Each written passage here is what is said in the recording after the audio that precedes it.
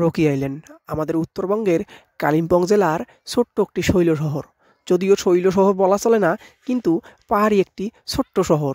এখান থেকেই কিন্তু সৃষ্টি হয়েছে সেই মূর্তি নদী। যদিও এখান থেকে নয়, মূর্তি নদীর যদিও ছোট ধারাটি সৃষ্টি হয়েছে নেওড়া ভ্যালি ফরেস্ট থেকে, তবুও কিন্তু এই জায়গাটি হচ্ছে সেই মূর্তি নদীর প্রধান উৎপত্তিস্থল। সামসিং ভিলেজ থেকে 3 থেকে 4 কিলোমিটার উত্তরে এই রকি আইল্যান্ড অবস্থিত। আপনারা চাইলে কিন্তু একদিনের মধ্যেই এখান থেকে ঘুরে আসতে পারেন।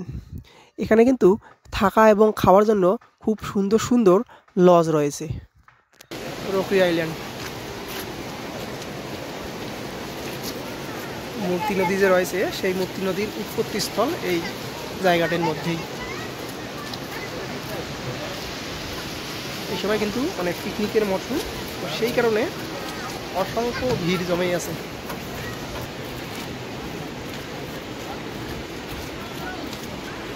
এইদিকে কি সুন্দর সুন্দর হোমস্টে, রেস্টুরেন্ট,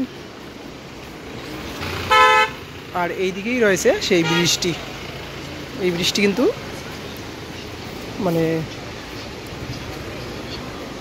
সেই মূর্তি নদীর ধারেই অবস্থিত, মূর্তি নদীর উপরেই।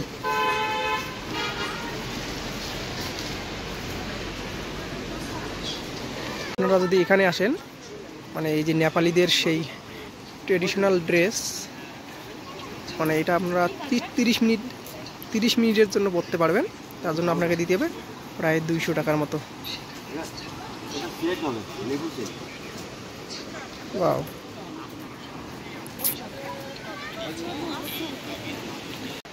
আপনারা যদি সামসিংয়ে আসেন তাহলে এই রকি আইল্যান্ডও ঘুরে যেতে পারেন। ছোটো ছোটো পুকুর রয়েছে।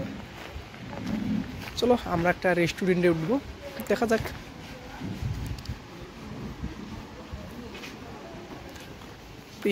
Priyanka home stay and restaurant. তো চলো ভিতরে যাই।